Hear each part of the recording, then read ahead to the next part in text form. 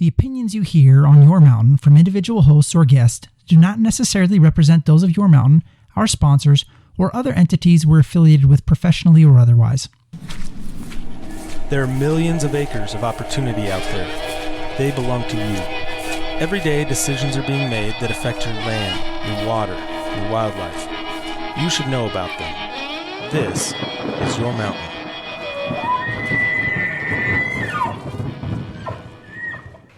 Hey everybody, welcome back to another episode of the Your Mountain podcast. I'm your host, David Wilms, and I'm joined tonight by one Nephi Cole. Hey Dave, how you doing? I'm doing well. Not joined by Mike McGrady, but that's becoming pretty standard. He's on vacation. We'll give it to him. No, he's not. What? I thought he was on vacation, and he sends me a text today from a golf course that says, work is hard. Yeah. Well, so apparently he's got a golfing gig with the new job. So good for him. But whatever you got to do to feel good about yourself. I suppose so. But you just got back from someplace fun. You know what? I feel like I've been away from home forever. But I just got back from the Magpul Governors Match, which was pretty neat. It's a shooting sports event in Cody, Wyoming. Wait. First of all, yeah, you went to a shooting sports event? Yeah. That's so unlike you, Nephi. Yeah. No, it was the Governors Match, and then, lots to talk about on that one. But leading into that, I got over there a couple days early to help with setup and left a couple of days later for teardown, and so it all made for a very long trip away from home. And then when I got back, we basically cleaned out the camp trailer and then headed up to the mountains for a couple of days to make sure that I still knew who my family was. So that was fun. Basically what we're doing with our intro here is explaining why we haven't had an episode in a couple of weeks. Yeah. Sorry, everybody. Right. Sorry, everybody. So where were you at? Work and life. Yeah. So I was gone too. Yeah. And I did what I would just call an epic trek through Montana's Beartooth, the Absaroka Beartooth Wilderness, through the Beartooth Range there in Montana. And so I was off the grid for a week, schlepping across the mountains, climbing mountains, fishing like crazy. It was awesome. If you'll indulge me, I got to tell one story from that trip though. Go ahead. So I'm sure there are people out there listening that know this. This was a learning experience for me. So in the Beartooths, I was going in, carrying bear spray, expecting that there's a decent chance I might see some grizzly bear. Turns out, didn't even see a track. They just weren't where I was. But the animal that was where I was in large quantities, copious amounts, were mountain goats.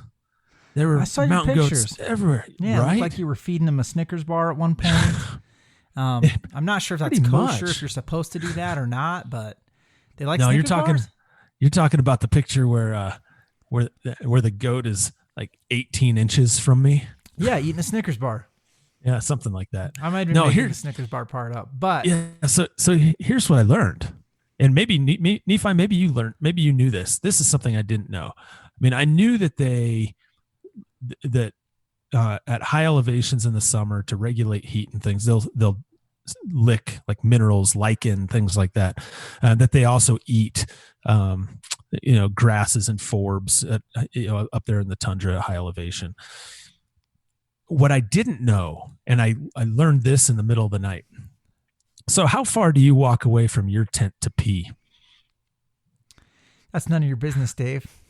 Yeah, it's an important part of this story. Like 20 yards. Yeah. I do, at least. I don't like to, I barely leave my vestibule. Yeah. Well, and then I try and get the smell. And then I try and get some range, Well, I'd laid down what turned out to be a bait site about 6 feet from my tent. For minerals, a salt lick. A salt lick. And so I was in a dead sleep, and I hear this at about 2 a.m. I hear this grunt outside my tent, and like a sneeze and a grunt. It's pretty And dangerous work, brother. I mean, like, I don't know that I mean, think about where this all leads. I'm not sure that, Right. It's not where you think it's going, but so I hear this grunt and this sneeze and then like this pawing on the ground, and I'm in grizzly country. And so I immediately grab my bear spray canister, and my cell phone. I don't know why I grabbed my cell phone at the same time. It's like, I'm going to video myself. I'm going to video myself spraying this bear. And then I, rather than sitting quietly in my tent, rather than sitting quietly in my tent, I'm like, I got to see what this is all about. And so I slowly unzip my tent, like really, really quietly. And then I unzip my vestibule, and I'm slowly zipping it, and I peek my head out, and I catch this movement, 6 feet in front of me. And I could tell immediately it was a mountain goat, not a bear. And it saw me, and it darted around this big rock. Right. So, we're camped really high up in the top, the high clouds of the Beartooth. So it darts behind this rock, and I'm like, oh man, that was so cool. And I'm sitting, and so I go back in my tent and I zip up, and this turns into a game of cat and mouse, because I zip back up and I get back in, my sleeping bag, and I hear a snort and some pawing again, and I unzip, and there it is again, and it sees me, and it darts behind this rock. And finally I'm like, you know what? I'm just not going to re-zip my tent this time. I'm just going to hang out here. And I watched the head poke around the rock. There was a rock in a little, like a Krumholtz tree, like those, spruce or fir Krumholtz high elevation trees. And it pokes through there. And I freeze, and I had zipped the vestibule down just enough where I was kind of camouflaged, and it comes out and just starts pawing at the ground right where I peed and eating that and digging. Mm. And I just hit the video camera on my phone, and I recorded for several minutes, took a bunch of pictures. That mountain goat wound up hanging out around our tents for about an hour. It came up so close to me at one point that I could feel its breath on my face. It tripped on my guy line on my tent. So once it left, I had to restake my tent. And then in the morning, you could see every place that it had rubbed, because there were just big clumps of its hair, because it was still shedding its winter coat. And so, no bear, didn't have to deploy bear spray. I got some awesome footage of this goat licking my pee. And I didn't know. And I later found out, after I came back, I talked to a couple people I know, and they said, yeah, up there, it's pretty common for mountain goats to seek out backcountry campers, camp spots, because they know there's going to be pee there, and the minerals, the salt minerals from that, they are attracted to. So just give a little distance if you don't want to be harassed by mountain goats all night in the Beartooth. That's a little bit of advice I picked up along the way. I'm speechless. That story has left me absolutely flummoxed. Is that something you knew? It was not something I knew going in. No. It's quite the discovery. While we're on the subject of mountain goats, should we talk about? No, not yet. Let's just say now you really have a dislike for mountain goats that we're going to take care of. We're going to fix that. All right, fair enough. But no, I'll opine on the governor's match. And so while you were up in the Beartooth, and this is kind of funny, we thought about doing a podcast on your way through town, because you literally were within 20 minutes of me, and we were 6 hours away from our homes. You going up to the mountains to go on your trip, and me starting the governor's match. And so, which is really interesting. A lot of times people have heard me talk about how important funding for conservation is, and some of the ways that we fund conservation. The governor's match, this is probably going to be the largest 3-gun match in the nation this year, because of course with COVID restrictions, they're everywhere. This match came in under the restriction for Wyoming. So there was the number of participants was 250, which is right at the limit. And then a 3-gun match, they're only basically half of the participants are on the range at the entire range, which is the bunches of different ranges, right? But they're all, only in the same vicinity at a certain amount of time. And so, anyway, worked out good. Neat event. And, lots of legislators there. The Lieutenant Governor of South Dakota, Larry Roden, was there. Legislators from Colorado, from Utah, from Wyoming, from South Dakota. Governor Mark Gordon was there. Spent some time there. The Army Marksmanship Unit, Marine Marksmanship Unit, a bunch of other just neat, high-end shooters there.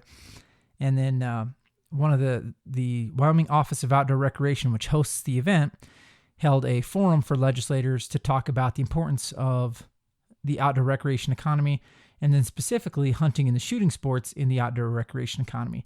And so that was the subject matter. All these legislators came and spoke to each other and to the public about the importance of growing hunting and the shooting sports and what that means to the outdoor recreation economy. One of the things that I like to note and noted there was that at that event, those participants were going to expend roughly 300,000 rounds of ammunition while they were there participating at that event. And so I always like to say, do the math on the Pittman-Robertson dollars on how much money. So an event like that, if you're questioning the shooting sports and why it's important to conservation, an event like that, you banked anywhere from $15,000 to $30,000 in PR funds at that event that are then going to go out to hunting and conservation. And that's from one weekend, one event. And so my pitch for everybody is, hey, go participate, spend some time involved in the shooting sports. It's a big driver for conservation in the country. So it was a super cool event, met some neat people, met some really impressive people for the first time, some shooters that, wanted to get into, hunting, who were, talking about looking for some mentors. In fact, one of them I pointed towards a couple of mentors up in Montana. And this was pretty interesting because it gave me an excuse, our mutual friend Jana Waller, to call Jana and to say, hey, we have a new friend that's looking for a hunting mentor there. And Jana was with an individual who would like to be a guest on our podcast. And I think it's very exciting. And I don't know if I should tell you right now, Dave, but maybe let's keep it a secret. Let's keep it a secret. It's going to be good. But BA, our good friend from Canada, he's going to go absolutely nuts. Just going to lose his mind over this, isn't he? Mind blown. Well, now I'm interested. I don't think you've actually told me. Yeah? I don't think Dave, it's exciting. Are you? It is exciting. You're pretty excited about this one. It's going to be super cool. It's going to be really cool. Well, we'll try and line it up fairly soon, but yeah, it's one of Jana's buddies, and they were traveling around together, and so it's makes it it's going to be cool. Well, I look forward to being as surprised as everybody else. Cool. Hey, did you actually compete in this event, or were you just there? Yeah, How'd you do? I crushed it. I thought you were competing. I crushed it for 4 stages of 12.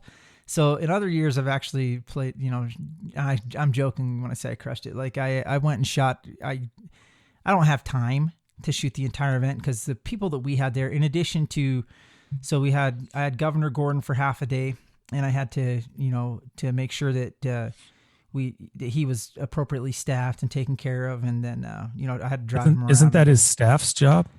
Oh, Dave, where are you going with this? I would say yes, but they weren't there. And so I wanted to make sure that he was, we took good care of him. He's a great guy. And so we got a little buggy, and I drove him around a little buggy and pointed at stuff and I said, harumph, harumph. And then we had our legislative event. It was on Saturday. And so, of course, you have to go buy sandwiches and drinks and make sure that everybody's got enough water and all that kind of stuff. And then this sounds like a whole bunch of excuses before you tell me how you actually did in the event. The stages I shot at, I honestly haven't even looked at my score. So somebody could go look. And I've after 1 or 2 stages, when I figured I wasn't going to get to shoot enough ammo for the entire match, I just literally started just putting holes in everything. Just as like, if there's supposed to be 2 holes in a target, I put 6. You're like, this is for conservation. This is yeah, for conservation. I just felt like I just wanted to shoot more, but I had a lot of fun. It was neat. And then on we actually met. Have you heard of a Fox News host named Katie Pavlich?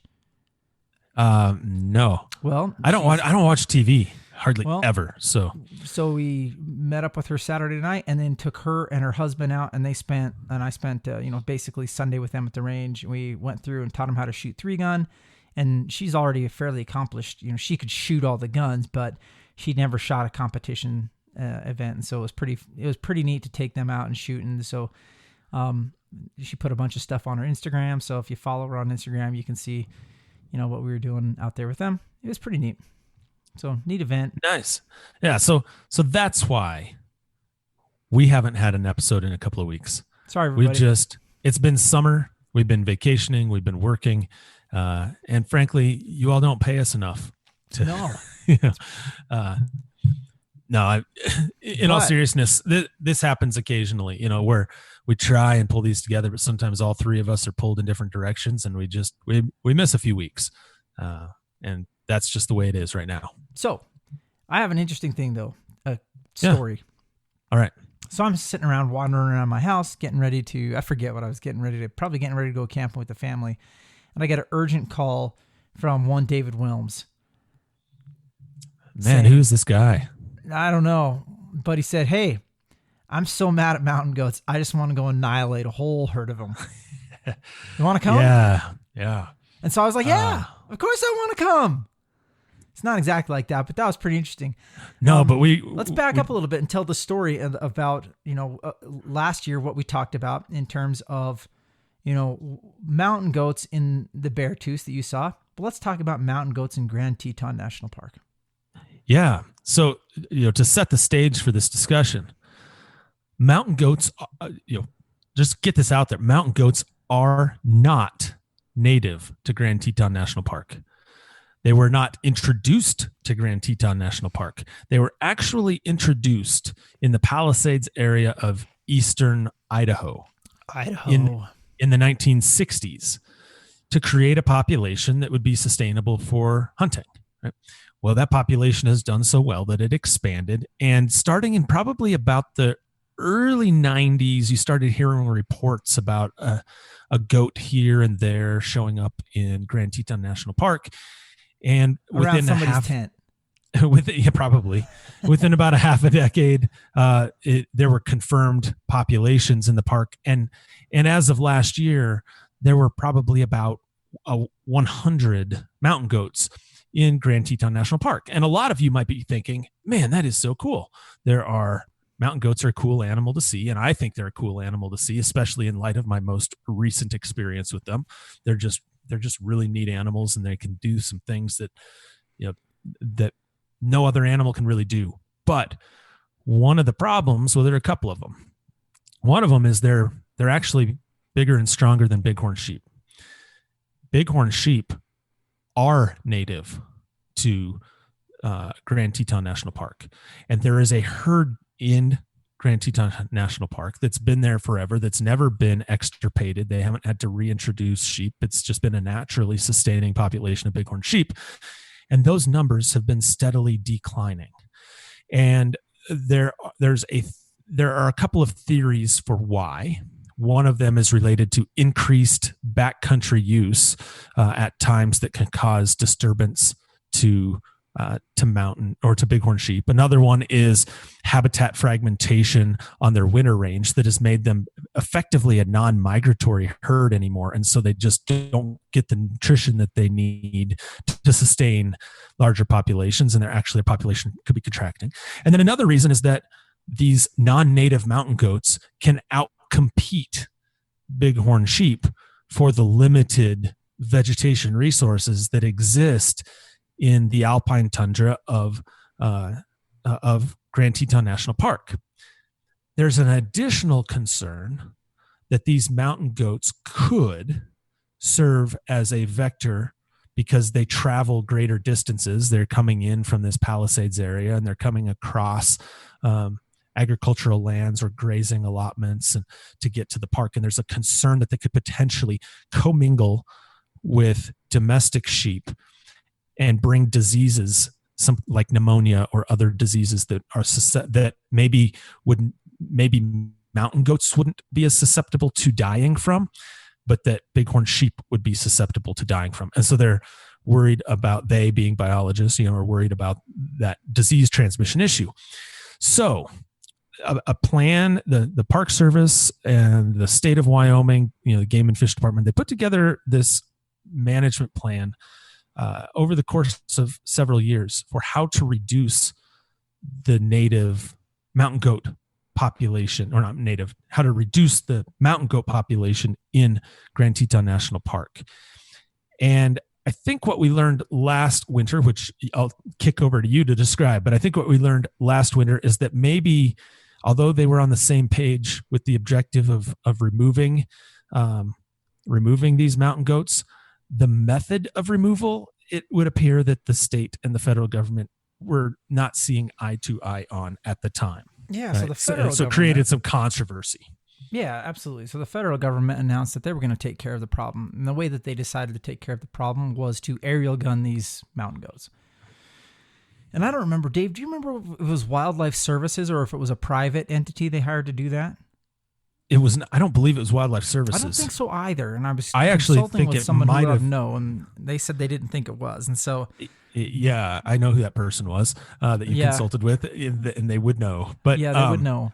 I actually think it might have been. I don't even know that they contracted. It might have actually been Park Service personnel, which explains why they were entirely ineffective when they were actually did fire up the helicopters and went out and shot a bunch of goats. They didn't shoot all of them. No, but they were pretty effective for the half a day that they did it.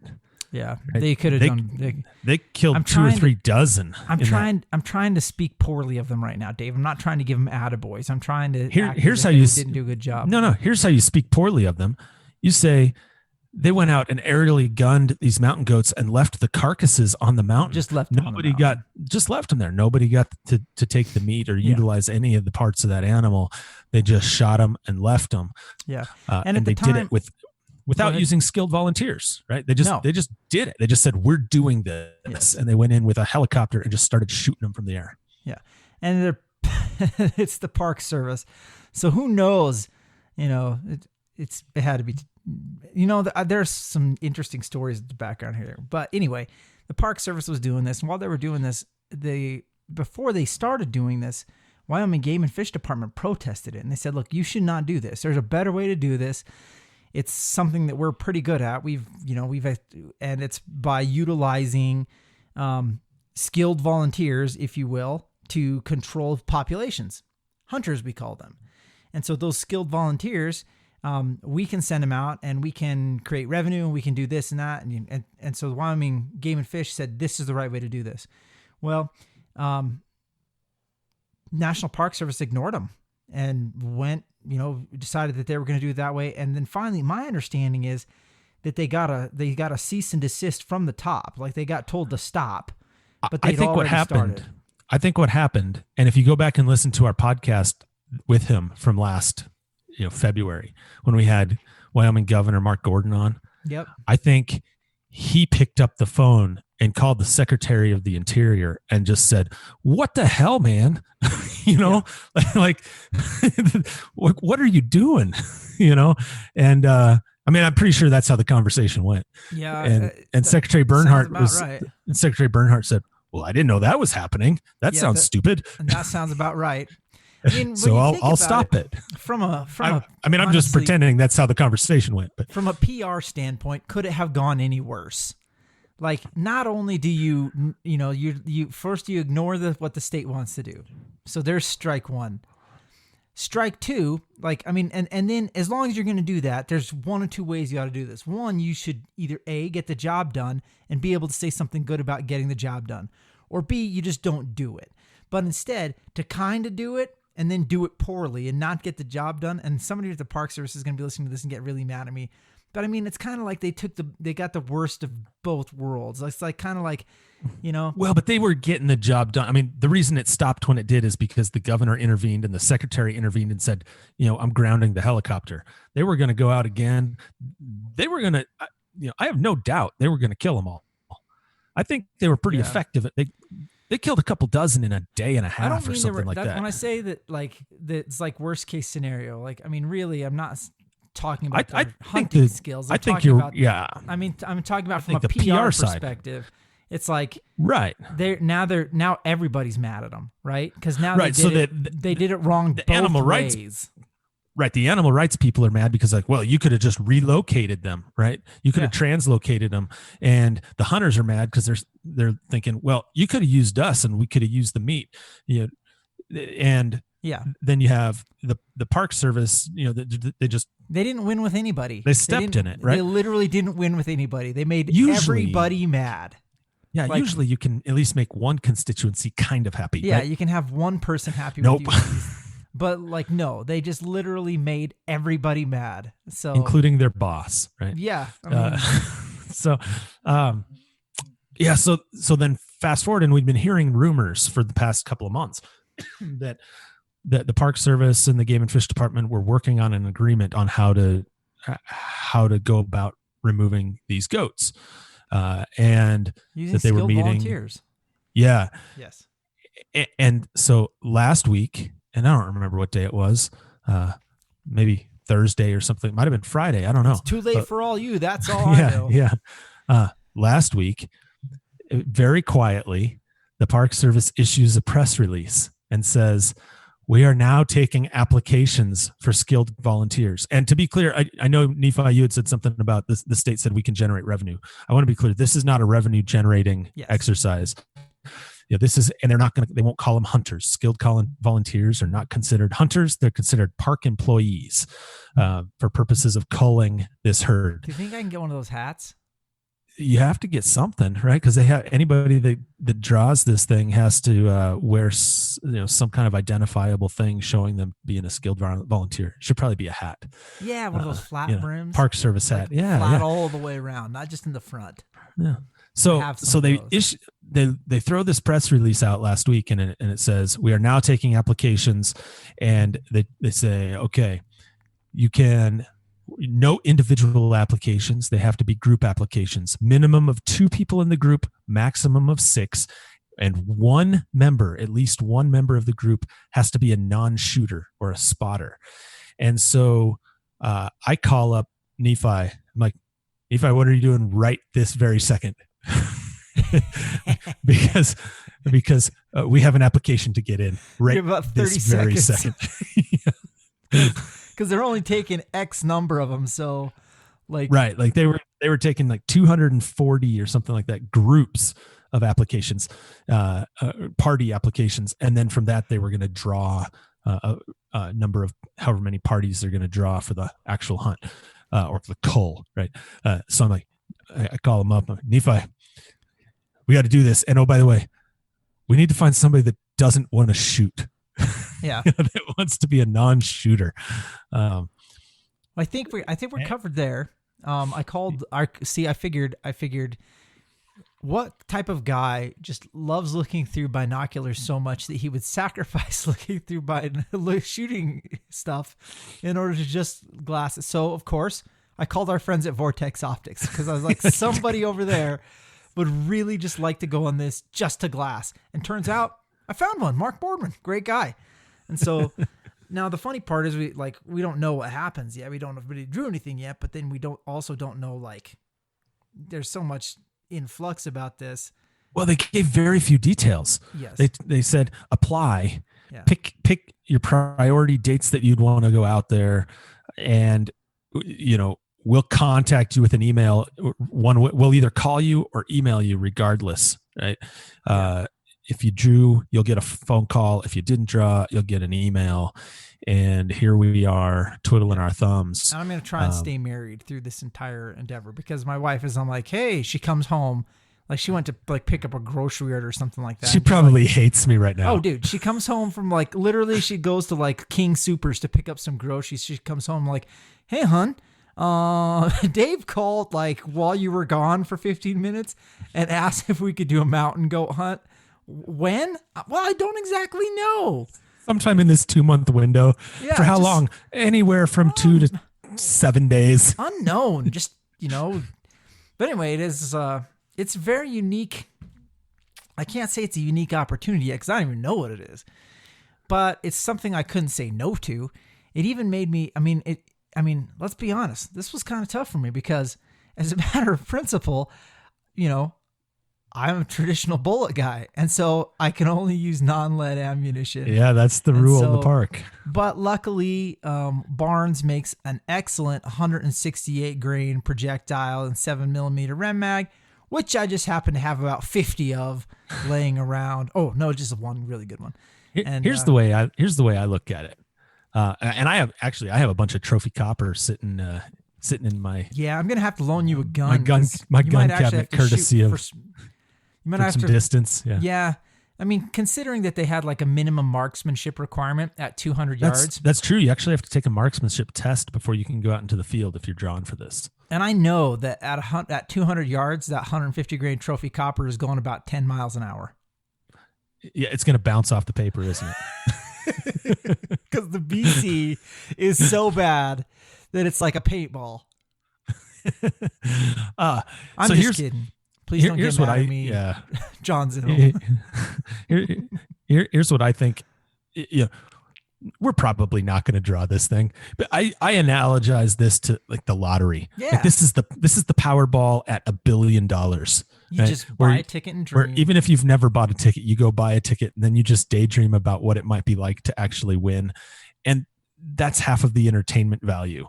Right? And that's kind of how I view this. I imagine everybody in the country that's into mountain goat hunting threw an app in for this and they're like, that's got to be my chance. This is my chance. Yeah. Because the way it's supposed to work. And so everybody knows. Go ahead. I mean, there's no trophy. Right. You cannot take the horns, head, hide, nothing. You can't even take necessarily the meat of the animal that you kill. You're allowed to take the meat equivalent of one mountain goat, but it may not be the mountain goat that you shoot. And you may shoot, you have the ability to shoot at basically as many as you reasonably can. You could be in a spot where you kill 6, but you got to pack them out. And then those get donated to food banks and tribes and others that'll certainly appreciate the meat. Yeah. I'm going to try and see if I can get better than shooting them from a helicopter and leaving them, there. Right. At least from my perspective. But I'm excited. Well, like I said, we're not going to draw, but this is probably a one-time deal because the idea here is to get enough people out there to kill all of the mountain goats in the park this fall. Grand Teton National Park. Grand Teton National Park this fall. And so you're kind of, it would be foolish not to have done it, right? Well, it'd be not really to have cool. At least thrown our name in the ring. It'd be a fun experience regardless. It would. I was actually trying to figure out if you get a good picture, if you can find a taxidermist who can do how they do like a fake fish. Yeah, you want a fake goat? Well, if you're gonna go on a mountain goat hunt, you don't get to take your goat home. You just kind of just trying to figure out how to make that work because I don't anticipate. Again, this is the Powerball. This is the lottery again, but I'm probably not gonna go on a ton of mountain goat hunts in my hunting career. So. It's probably fair. Yeah. But if you do, might I recommend spending a day or two in backcountry first to just peeing, just setting some bait sites. That's our whole plan is we're just going to pack in backpacks full of urine. I bet they love processed Monster energy drinks. I bet they do. And I have like gallon milk jugs in my bathroom right now and I'm filling them up. Just pour them on the ground right outside. Yeah. Yeah. And you can't. I don't think that's illegal. No, it's they not didn't say really anything about it. It's not skilled volunteer baiting. Work. That's what. I guess the question is it better to it's all a timing thing because if you're going to be the backcountry long enough, you could just find a stream and drink a lot. You could just pack in. Yeah, I don't think you want to. So I think if you pack it in, I think it might be bait. It's got to be a natural biological process while you're out there and you're just laying it down and then it's not bait. So, you're just if you just drink a lot of fluids and lots of electrolytes, lots of fluid. Gosh. Just like an IV of fluids. It's going to be hard while you're out there. I'm up to it. I train. Or maybe you don't need much. Maybe you want the highly concentrated, like where you go all day without peeing because you're so dehydrated and what comes out is basically pure salt. Yeah. That might be the best attractant of all. I don't know. Or you could just roll in it before you go. Then they just, no, I don't want to get gored. Like I don't want to have an ephemeral artery. Just like, make a wallow. Hey, while we're on the subject of the Park Service, because I think we're going to continue down this rabbit hole. Okay, so we're done with the mountain goat hunt, right? Yes. We'll let everybody know when we draw. Yeah. Yeah. See how I did that gloat. when we draw. Yeah. Other news with the National Park Service. So after serving in an acting capacity for about a year, David Vila, who, speaking of not just the National Park Service, but Grand Teton National Park, he used to be the superintendent of Grand Teton National Park before he was moved to Washington, D.C., and became the acting director of the National Park Service. He abruptly retired last week. And I was surprised. I was too. I'd heard rumors that he was potentially falling out of favor with the administration. I don't know why, but there are some rumors out there. You might have noticed he wasn't at the signing of the Great American Outdoors Act. Like, he didn't have the head of the National Park Service at the signing of the Great American Outdoors Act, which, by the way, was signed since the last time we did a podcast and became law. But he wasn't there, which was really pretty unusual, since it's the Park Service that administers the LWCF program, right? The funds, a lot of the funds. And there's a lot that benefits the Park Service in addition to that. Right. The deferred maintenance. It was a big Park Service type of bill, and the head of the Park Service wasn't at the signing ceremony. So it made you wonder if something was going on, and less than a week later, he's out after a long career. And that's after he was formally nominated last year. Yeah, but never got a hearing. Never got a hearing. Which I think is a shame. I actually know him, and I got a chance to meet him do you remember when we did the Great Outdoors Western Camp out? Yeah. So we, I'll try and do this quickly. So we brought one family from each of the states that's the Western Governors Association. So basically all the Western states. So we brought one family from each of the Western states, and as nominated by their governor, we brought them all together. And these are, urban families, suburban families. And we did this camp out at the same time that they were doing a Western Governors meeting in Grand Teton National Park. And David Villa was a big part of that. And it was just a really superb experience for all those families. And bunches of families who'd never been in the outdoors, and they were from every walk of life, from every, imaginable, group. And it was really neat. But I got a chance to spend quite a bit of time with David Villa while I was there, and just was really impressed by him. Yeah, I got to know him several years ago as well, and was likewise impressed, and I was disappointed when he was never given a confirmation hearing, never had the opportunity to actually be confirmed as the director. And disappointed that he was never renominated. Yeah. I don't know the reasons behind that. That said, the new acting director of the Park Service is a woman by the name of Margaret Everson, who was the principal deputy director for the U.S. Fish and Wildlife Service.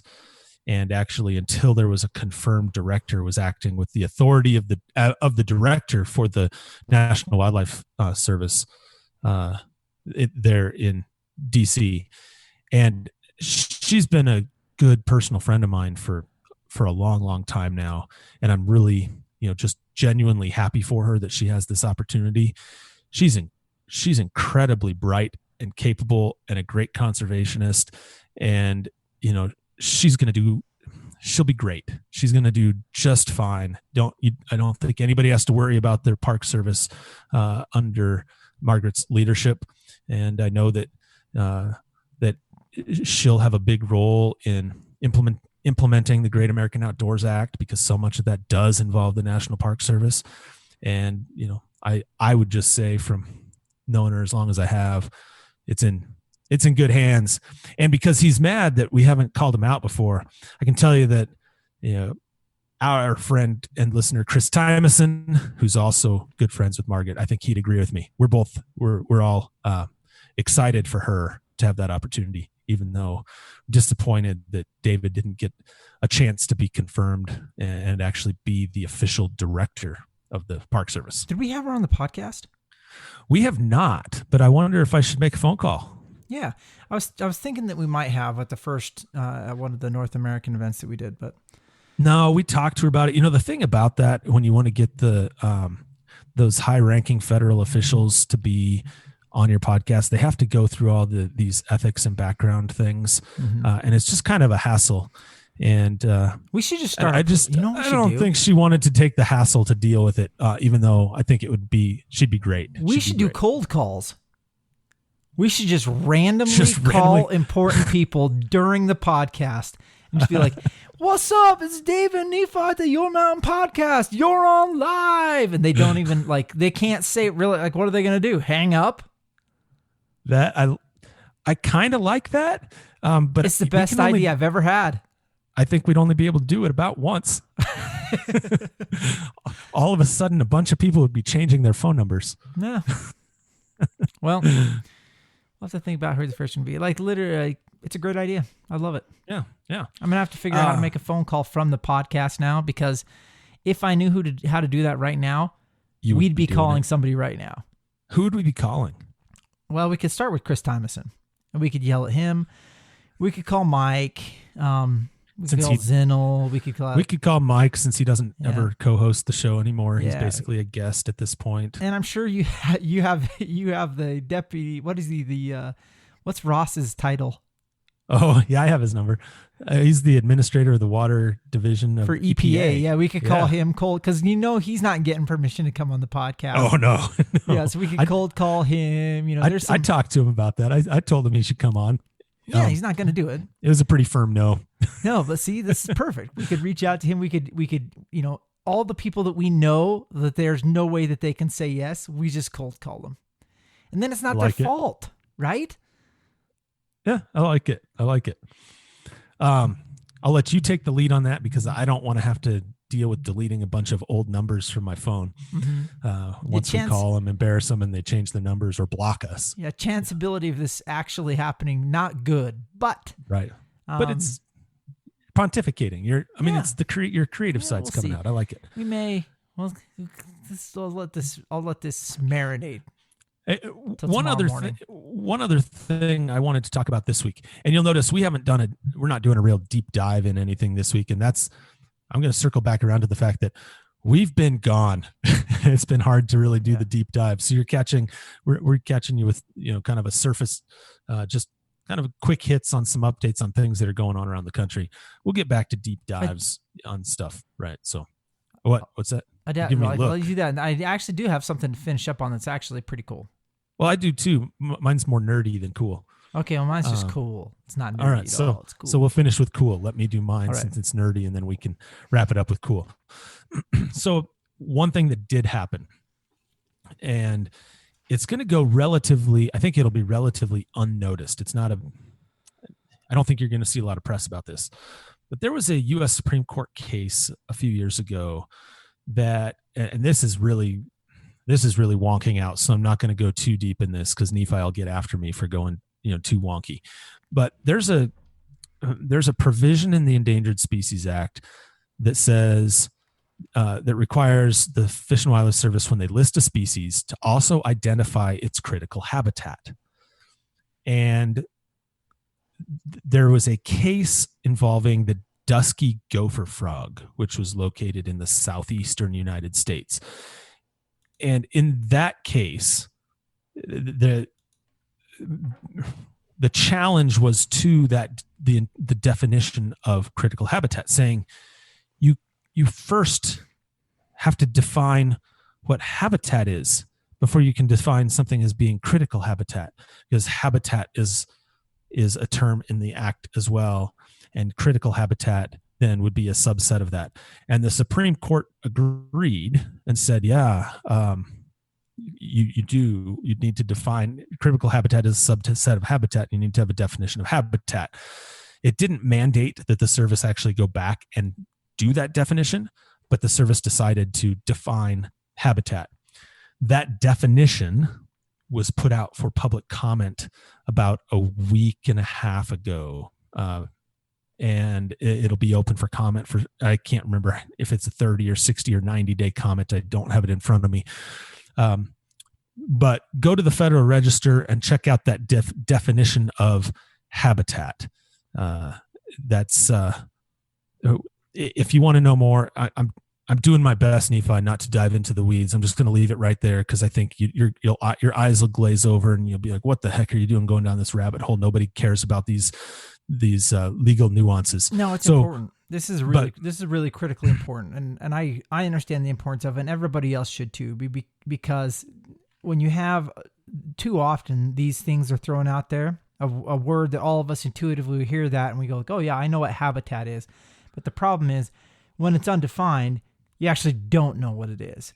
You actually have your idea of what you think it is, but then you leave it open to interpretation. And interpretation, like that's where the devil is in the details. That's where you get into problems. So before you read it, I just ask you to think about what do you think a definition should be? And I'm asking listeners, what do you think a definition of habitat should look like? Should it be just the places that the species currently resides? Should it include habitats that could be occupied but are not currently occupied, but have the characteristics that meet the habitat needs of, or the needs of that species? Should it include areas that have been disturbed by humans but with proper reclamation could become habitat again and could be places where the species could reside again? Should it factor in things like climate change and account for how ecosystems and habitats might change over time? All of those things and other characteristics as well are what the service was weighing and considering in making its ultimate definition. And some of those things, some of those concepts made it into the definition and some of them did not. And so, I just encourage folks, if you're really interested in knowing for purposes of not just critical habitat designation, but for purposes of listing decisions based on loss of habitat or habitat fragmentation, things like that, those things that might affect how a species is treated under the Endangered Species Act with respect to what habitat is. If that matters to you, go out and check out that definition on the Federal Register, and submit comments if you want. And if you want more detail, we're happy to provide. There actually know a couple of folks that have done a really good analysis of that rule, of that proposed rule, and if folks want to see that, I'm happy to share that. Just ping us, send us a message, and say, "Hey, I'd love to see that document that gives kind of this analysis." I don't want to dump a bunch of nerdy stuff out there, but if we got a bunch of nerds like us listening that want to see that, I am happy to post that on one of our social media channels so you can check out what some experts have written about that rule. Anyway, that's it for that topic. Dave, do you know what August is? My birthday, my anniversary, my daughter's birthday, my wife's birthday, the first day of school, maybe if our school district could ever get around to setting a first day of school. And National Shooting Sports Month. That's right. August is above everything. Do you see what else. I did there? Yeah, it's National Shooting Sports Month. And so that's what I wanted to kind of finish up with. I think that it's, and here's why I want to finish up with that. So a number of states put out proclamations recognizing National Shooting Sports Month. And I think, that I harp on this often, how there are issues in this world that have become almost every issue now. Everybody tries to make a political wedge of it. They try to make it political. They try to make it Republicans versus Democrats, whatever the issue is, including issues that should not be political. That should be apolitical. The things that are bipartisan, things that we should all be able to find consensus on, unless, of course, you're in the outer wings, the fringes of both the parties, and you're going to go to war on them. So I thought that this was worth bringing up.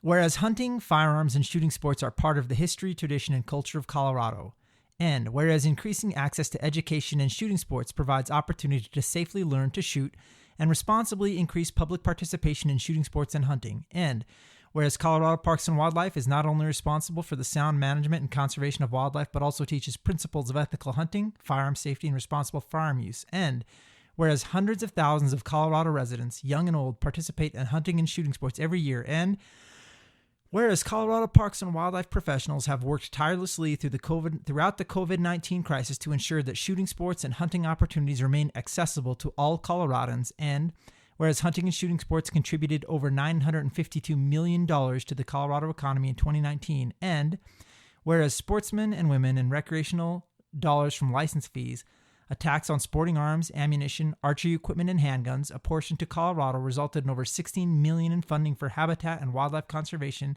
and hunter education in Colorado in 2019. And whereas August 2020, organizations, businesses, and communities will come together to recognize National Shooting Sports Month and to spotlight shooting sports activities enjoyed by millions of Americans. Therefore, I, Jared Polis, Governor of the state of Colorado, do hereby proclaim the month of August 2020 as National Shooting Sports Month.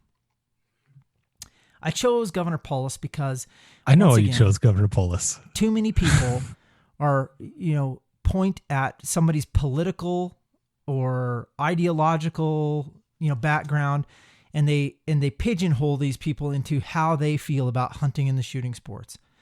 And, Governor Polis proclaimed August to be National Shooting Sports Month. He was joined in our region by Governor Little, a Republican from Idaho, Governor Herbert, a Republican from Utah, Governor Gordon, a Republican from Wyoming, Governor Noem, a Republican from South Dakota, Governor Ricketts, a Republican from Nebraska, and Governor Bullock, a Democrat from Montana.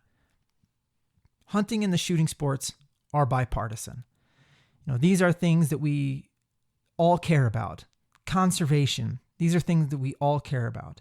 The priorities of our wildlife, our habitat, and the opportunity to utilize those places are things that should be beyond political gamesmanship. And the fact that we came together and everybody did what they did for the Great American Outdoors Act over the last several months is something that everyone should applaud, because it is bipartisan. And we're not always going to agree on these things all the time. But don't assume because of somebody's political stripes that they're your enemy. There's too much that we have in common. And if you really sit down across the table and talk with somebody about important issues, you're going to find that you probably have a lot more in common with them than you have disagreement. So with that, I'd say go enjoy National Shooting Sports Month, whatever your political persuasion is, and have a good time, learn something, get outside and enjoy yourself. And that's it. It's National Shooting Sports Month, August. Enjoy it. Let me tell you how I'm going to enjoy it. My now 12-year-old daughter is, she really doesn't want a big game hunt this fall, but she drew a youth pheasant hunt in a pretty cool spot, and she wants to learn to shoot. She wants to get proficient with a shotgun. She's been unwilling at this point to take that step. We've tried a couple of times and she just doesn't want to do it. When she drew this tag for this youth hunt, she's like, I'm all in. Let's get out to the range. Let's get me proficient with a shotgun. So I'm going to be spending the rest of August in the evenings after work and weekends, and we're going to be trying to get my daughter ready to go on a pheasant hunt this October. So I'm pretty stoked about that. So there's how I'm using my National Shooting Sports Month, starting the next generation. Awesome. There you go. Awesome. There you go. I got nothing else. You? No, I'm good. All right. So next time we'll get back to a deeper dive. Maybe we'll pull a guest together. Now that this is a hard month, we're all traveling and everything. Maybe Nephi's got his head nodding like, oh, we've got a guest, man. We've got a guest. So I'm going to tell you as soon as we go off the air. Yeah, I know you will. I'm guessing he's so excited that this might be a pretty a podcast we record pretty soon. He's grinning ear to ear right now. Like a little kid, he's grinning. This must be awesome. Anyway, do you have like Michael Dukakis coming on or something? Just kidding. And everybody went, what? Yeah, like who the what? Yes, thank you, Boomer. Did you get LeBron James? He just got in a fight with, didn't he? With I just saw it come across my feed on my phone. It's like LeBron James and Kawhi Leonard getting a fight. Can't wait to see it. I don't know. They were playing the Nuggets tonight. Anyway, whatever. I'm just excited that there's some kind of sports to watch again. So I've been binge watching basketball, and it's been absolutely glorious.